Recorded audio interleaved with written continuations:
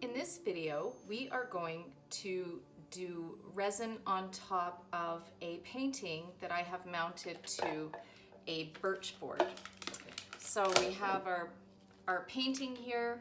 It's on the birch board. It's 10 by 10. And you can see I have the tuck tape around the sides. So there's tuck tape around the sides and the back. And the painting is here, and it's on top of 4 recyclable cups. I reuse those cups when I can, as long as I don't get resin on them. And then I also have a 6 by 6 painting as well. It's on the birch panel, a little bit different kind of birch panel this time, and it's taped up with my tuck tape once again.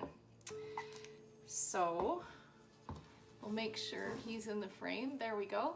And so what I've done here is I'm going to try to make it as easy as I can to explain resin to you, because for some people it's a little bit daunting, and it shouldn't be, because it's really fun to use and you kind of get addicted to it. So one thing you do is when you go into, when you have your pieces, you don't know how much resin to use. So what I do is hard to see, but I go on my iPad here, and the art resin has a calculator. So I enter in 10 by 10, and it'll give me exactly the amount of resin that I need. So I have the 10 by 10 inches here and 6 by 6 inches. So 10 by 10 is 102 mils and 6 by 6 is 37 mils, so total of 140 mils. And so I have some cups here that I'm going to put the resin in. So I label my cups black and white. It only takes 2 seconds to do that. Really good to have. And what I've done is I've actually taken that 150 mils, I round it up and go 150 mils, and I put it in these water cups. These are just my water cups. I can recycle these after. But what I want to see is how I'm going to measure my resin out. So I want to see where it goes on the thing. So we want to make sure this is fairly even so that we get it correct. So we're gonna go, there's a little logo here that I'm gonna have to go. I wanna make sure I don't get any water on my painting. I don't have any water. So on this one, I have a little corn logo, and I'm gonna go pretty close to the top of that corn logo to do these 2 pieces. So with that, I'm going to use my art resin, which is my favorite. So this is the hardener. So that would be the white, because it's got a white lid. And the black is the resin, got a black lid. So I always use art resin. So let's just measure this out. What we want to make sure on our cups is that we measure exactly, because one of the things that happens with art resin or any kind of resin is if you don't measure and mix properly, those are your 2 biggest failures right there, is the mixing and the measuring. So we want to make sure we're eye level. I can even put it on my little painting so that I can get a little more eye level here. And I go into the white and put it at about the same spot. We want to make sure it's just to the top of that little corn leaf there. And that looks about right. Okay, so give it one more eye level measure. Make sure it looks good. So this is exact. And what you can do is you can use a plastic measuring cup and measure exactly. I just don't do that method. I prefer to do a really good eye measure, make sure that I'm right down on it. And then I'm gonna pour my resin into each other, so it doesn't matter black into white or white into black, doesn't matter. And I'm going to use this little scraper and get as much as I can in there. And this is the time you know that you've used a black and a white, because they make all these little strings. So it's kind of hard to see those little strings because it is clear. But then when I start mixing this, it's gonna go murky. And we wanna make sure that we stir our resin for 4 minutes. So 2 minutes in this cup, and then I switch back to the cup that I just finished with, and 2 minutes in that cup. So this is going to ensure that your project, that it doesn't get ruined by having resin that isn't mixed properly.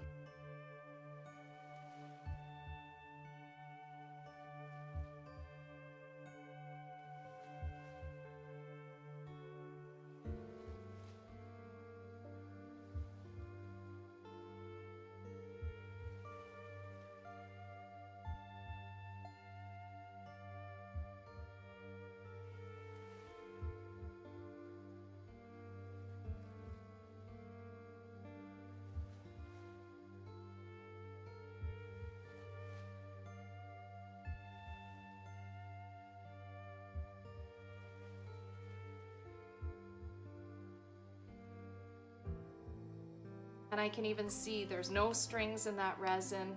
It's just nice and clear with one cat hair in it that I have to take out, and the bubbles.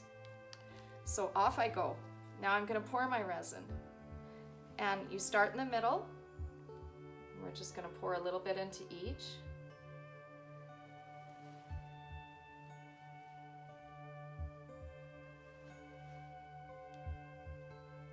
Okay, and I leave a little bit in so that I can see that it's just about right. And now what I'm gonna do is I'm gonna butter this resin. So hopefully you can see that with the light. I'm buttering it to the edges, and in this light, there's that hair. I'm gonna get him out. There it is. It's a big long one. And yeah, so you just wanna make sure, if you can butter this exactly to the sides just right, you can actually, resin is self-doming. So you can actually dome your resin without having to worry about it kind of running over and going a little crazy. I teach resin classes, and some of our classes, the resin goes a little crazy on us. But most of the time we can mitigate most of that by getting it right to the edges and just buttering it. This is really important.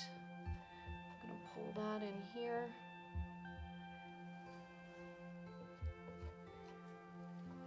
Okay. A little bit more buttering.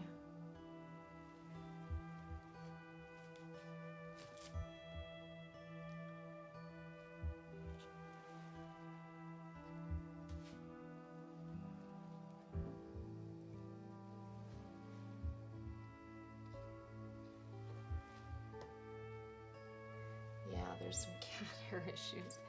It happens, and that's okay. I love my furry friends, so we just deal with it. I can even use my fingers. If you want to use your fingers, your gloved hands can spread out that resin as well. And sometimes that's good just to, it's an easy check for the sides. And then this guy, I can just use my fingers for this one. I'm a very tactile person, so I really like to get my hands in there, get really dirty. I don't mind the sticky feeling and whatever, I can handle it. Some people really bothers them, so it's really up to you how you do this. And if you don't mind the feeling of that on your gloved hands. So this is wanting to go towards this side. So I might just have to take a little popsicle and stick and measure this out. I should say too, before I get to the next step, I did level my pieces with a leveler. So I put the leveler on there. If the pieces are not level, you just stick something little like a toothpick or a popsicle stick underneath the area that's not level. You can see that I have 4 cups underneath, so you just stick a stick underneath those cups. But I'm pretty level here, so I'm pretty good.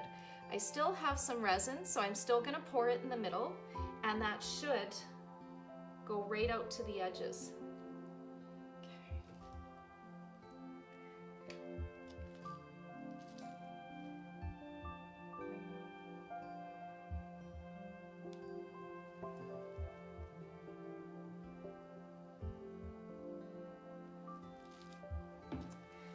Okay, so this is looking good, but very bubbly. I also see a hair even before I get started, so I do want to take out that little hair. And we can start popping the bubbles on the resin. So with what I'm going to use to pop the bubbles, I'm actually really bad with fire. I started a fire in my craft room, so my husband told me I should probably stick with the heat gun, and I tended to agree with him. So we're going to use the heat gun to pop the bubbles, and we just need to plug this guy in. Okay, I thought he was plugged in, so.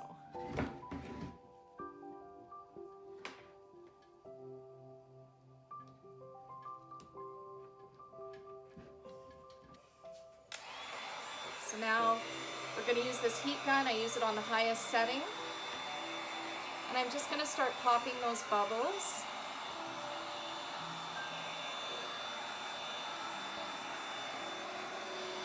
You don't want to focus on one area too long.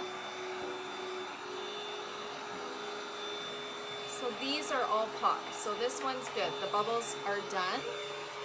And then on this guy, I might even move him up so that you can see me do it.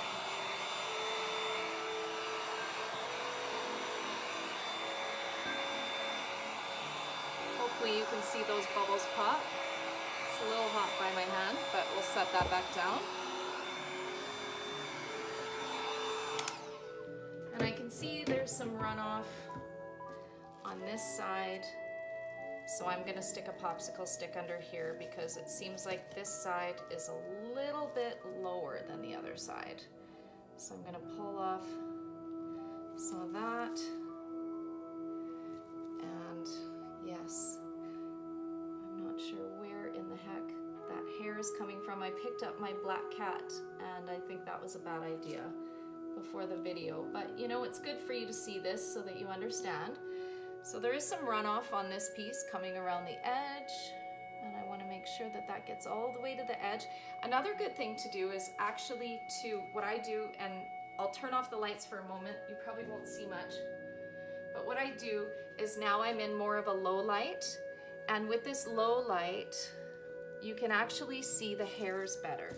So it's really good after you're done doing your pieces to inspect for hairs. So I see one right there. And you kind of run your, you just look at it from different angles and you can just see what's happening there. Okay.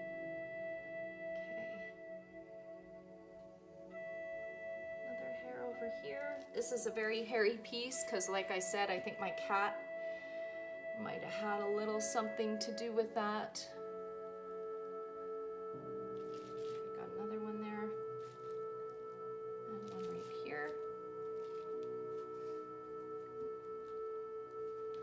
Still see one over there. Take your time. Make sure that you find all the hairs that are in it. Otherwise, you're going to have issues. I can see a little bit of bubbles that I didn't pop over there too. So I'm gonna pop those bubbles afterwards. I see a hair right here. And another one right there.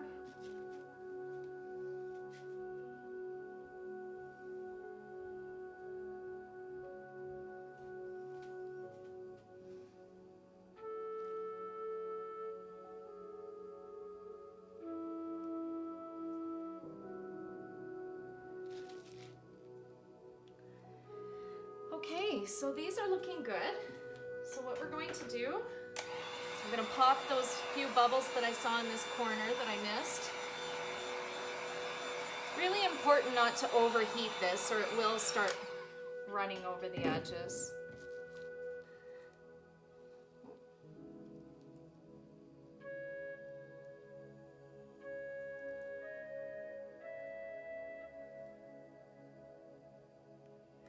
And I think that's going to be a day on those pieces.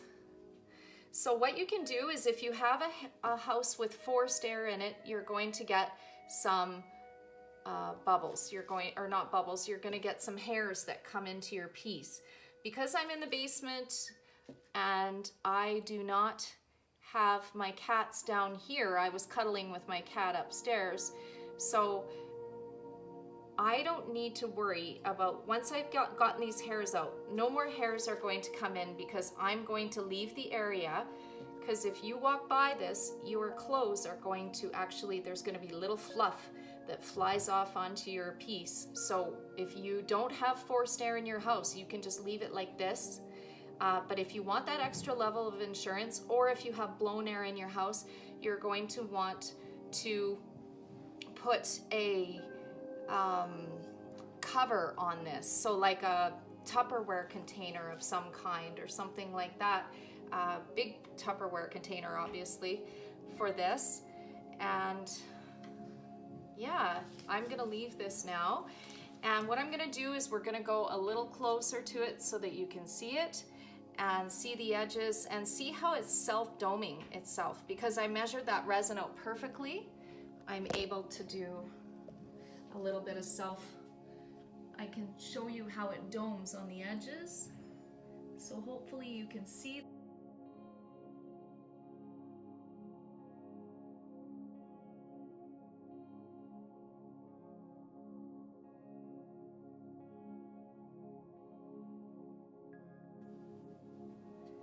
So our pieces are dry now, and what we're going to do is we're going to remove this tuck tape. I'm just going to take this off. You can see how well the tuck tape keeps the resin from going on to your painting. It can still happen, but it happens less. Take this tuck tape off. When I was using painter's tape, I would get a lot more of the runoff onto the wood, and then I'd have to do a lot of sanding, and I'm not a fan of sanding all day, especially when I'm doing quite a few pieces in a day. So that pretty much came clean with the tuck tape. So there's just this little bit off here to sand, so that's pretty good. And then you can, what I do is I either finish these with wood stain or I finish them with paint, like a good acrylic paint, heavy body, so that it doesn't show through. And this guy, just take off that.